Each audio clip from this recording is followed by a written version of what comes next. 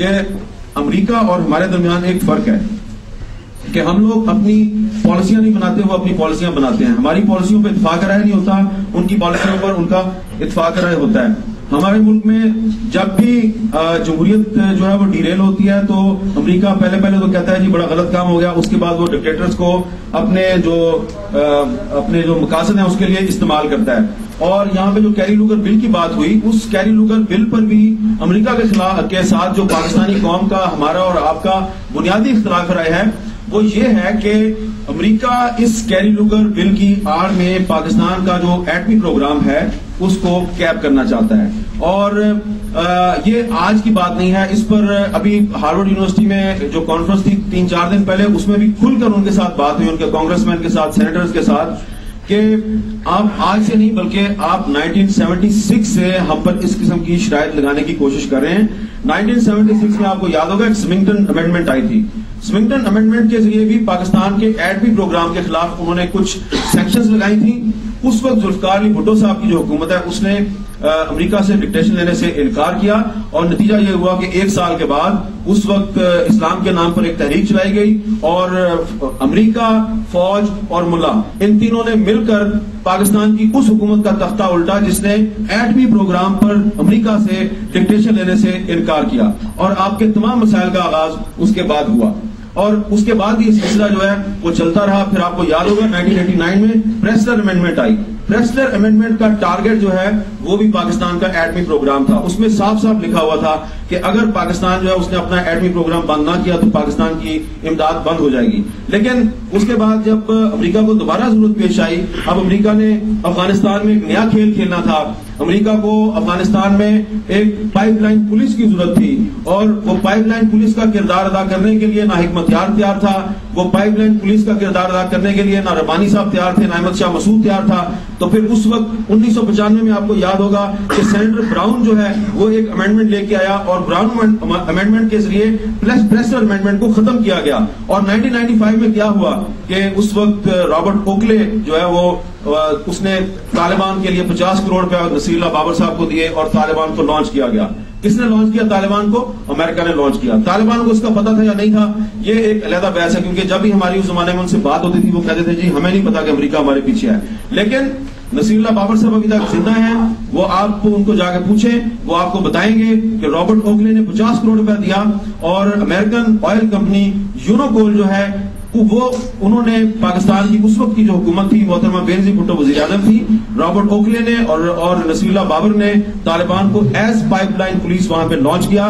آج الزام لگاتے ہیں جی کہ پاکستان جو ہے وہ اس نے طالبان کو جنم دیا، پاکستان نے طالبان کو سپورٹ کیا. پاکستان نے طالبان کو سپورٹ کیا تھا امریکنز کے کہنے پہ، امریکن یونوکول کمپنی کے کہنے پہ. اور وہ جو اس وقت براؤن امینڈمنٹ لائی گئی تھی، براؤن امینڈمنٹ کا مقصد بھی یہ تھا کہ ایک خاص عرصے کے لیے ہم ان کو استعمال کریں، پاکستان کو، طالبان کو استعمال کریں. استعمال کرنے کے بعد جب ہمارا مقصد حل ہو جائے، افغانستان میں ہمارا اثر و نفوذ قائم ہو جائے، تو اس کے بعد پھر ہم دوبارہ ان کے ایٹمی پروگرام پر دوبارہ پابندیاں عائد کر دیں گے. لیکن پھر 9/11 ہو گیا، اور 9/11 کے بعد یہاں پر میرے ایک دوست نے ذکر کیا جناب کہ خبریں آ رہی ہیں کہ سہالہ میں امریکہ نے اپنا ایک جو ہے وہ ایک خفیہ آلات نصب کر دیے، اور ناصر درانی صاحب کا بھی ذکر آیا. یہاں پر میں آپ کی تھوڑی انفارمیشن میں اضافہ کر دوں.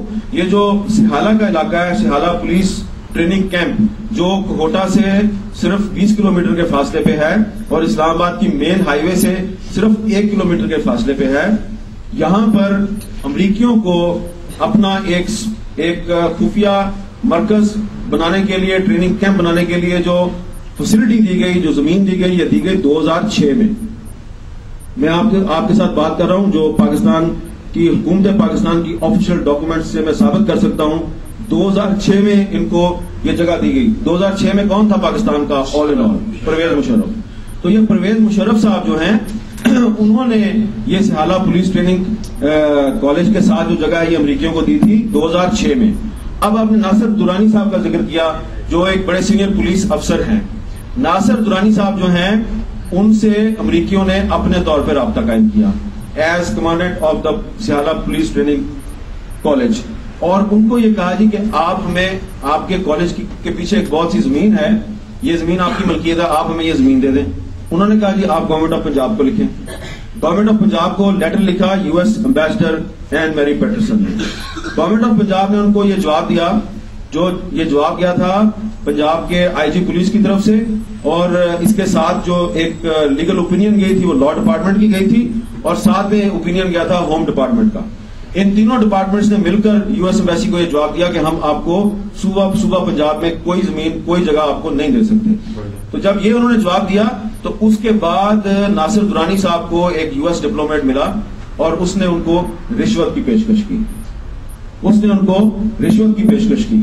जब उन्होंने उसको रिश्वत की पेशकश की तो तब नासिर दुरानी साहब जो हैं उन्होंने जाके चीफ मिनिस्टर पंजाब को रिपोर्ट किया कि जनाब ये सूरत हाल है और मैं बड़ा परेशान हूं, और अमेरिकन जो हैं वो पहले प्रेशराइज कर रहे थे, अब उन्होंने मुझे ब्राइब करने की कोशिश किया, तो मैं क्या करूं।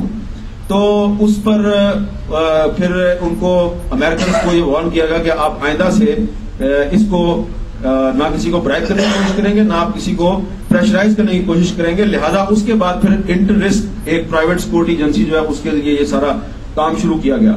तो गुजारिश मेरी जो है वो आप लोगों से ये है कि आप लोग पाकिस्तान के मुस्तकबिल के बारे में बहुत हमेशा परेशान रहते हैं, और ये अच्छी बात है कि आप मुहिब वतन पाकिस्तानी हैं, पाकिस्तान से आप हजारों मील दूर हैं, लेकिन आप ये भी देखें कि पाकिस्तान में हर किस्म के लोग हैं। जिस तरह लंदन में और वाशिंगटन में हर तरह के लोग हैं, अच्छे भी हैं बुरे भी हैं, ठीक है।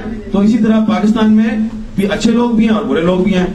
अब पाकिस्तान में परवेज मुशर्रफ साहब थे, उन्होंने सिहाला पुलिस ट्रेनिंग कॉलेज के साथ जमीन जो है वो अमरीकियों को अपना खुफिया मरकज बनाने के लिए दे दी, लेकिन उसके बाद जो हुकूमत आई उसमें नासिर दुरानी जैसा एक पुलिस अफसर भी था जिसने बिकने से इनकार कर दिया। तो इस वक्त पाकिस्तान की जो पार्लियामेंट है, पाकिस्तान की जो सिविल सोसाइटी है, मीडिया, पाकिस्तान की जो फौज है, उसमें पाकिस्तान की पुलिस में, पाकिस्तान की सिक्योरिटी फोर्सेस में जो अक्सरियत है, अक्सरियत नासिर दुरानियों की है, परवेज मुशर्रफों की नहीं है।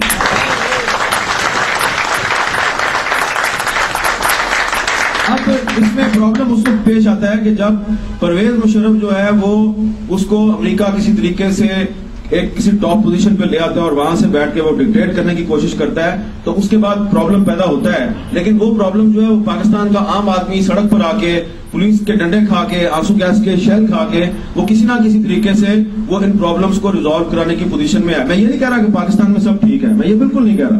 मैं सिर्फ आपकी खिदमत में ये गुजारिश कर रहा हूं कि yes there are problems in Pakistan. हम सुसाइड बॉम्बिंग्स का सामना कर रहे हैं। क्यों कर रहे हैं? इसलिए कि हम अपने एटॉमिक प्रोग्राम पे कंप्रोमाइज करने के लिए तैयार नहीं, और कुछ ताकतों ने अफगानिस्तान के रास्ते से पाकिस्तान में असला और वेपन्स जो है उसकी फंडिंग शुरू की हुई है। उन लोगों का असल मकसद ये है, वो लोग जो इस्लामाबाद में आके खुदकुश हमला करते हैं वो किसका काम कर रहे हैं? वो किसके एजेंडे को आगे बढ़ा रहे हैं? वो इस्लाम के एजेंडे को आगे नहीं बढ़ा रहे, बल्कि वो उन फोर्सेस के एजेंडे को आगे बढ़ा रहे हैं जो ये कहती हैं कि Pakistan is becoming an extremist country, the most dangerous place in the world. Pakistan के एटॉमिक और न्यूक्लियर एसेट्स जो हैं ये सेफ नहीं है, और देखा जी जीएचक्यू पे हमला हो गया, इसका मतलब यह है कि पाकिस्तान के न्यूक्लियर एसेट्स भी सेफ नहीं है, लिहाजा ये हमारी सेफ्टी में दे दो। तो इनडायरेक्टली ये तमाम लोग जो पाकिस्तान में इस तरह की टेररिस्ट एक्टिविटी करते हैं, ये उन्हीं लोगों के साथी हैं इनडायरेक्टली जिन्होंने हमेशा पाकिस्तान के न्यूक्लियर प्रोग्राम पर कंप्रोमाइज करने की कोशिश की, पाकिस्तान की जो कौमी सलामती है उसको दांव पे लगाने की कोशिश की। लेकिन आप ये भी देखें कि इन तमाम तर मसाइल के बावजूद जब हम पाकिस्तान में किसी भी पब्लिक प्लेस पर हम कहते हैं कि यू वांट एनआरओ और नॉट, लोग कहते हैं no more NRO, no to NRO. तो एक तरफ करप्शन हो रही है, बिल्कुल ठीक है, करप्शन हर जगह पे होती है। एक तरफ करप्शन की शिकायत मौजूद है। अब करप्शन करने वाले लोग कितने हैं? 100 में से 3 या 4 बंदे करप्ट हैं।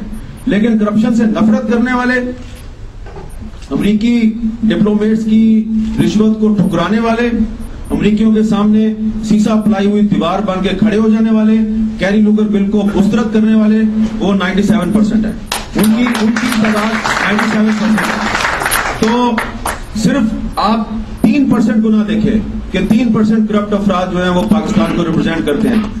आप सिर्फ उन 3%, 2% को ना देखें जो कि ट्राइबल एरिया के हालात की वजह से वहां जो एक सिचुएशन क्रिएट हो गया है, तो उसमें वो उसका रिवेंज लेने के लिए वो इस्लामाबाद में और लाहौर में जाकर टेररिस्ट एक्टिविटी करते हैं। وہ 3% پورے پاکستان کی ریپرزینٹیشن نہیں کرتے.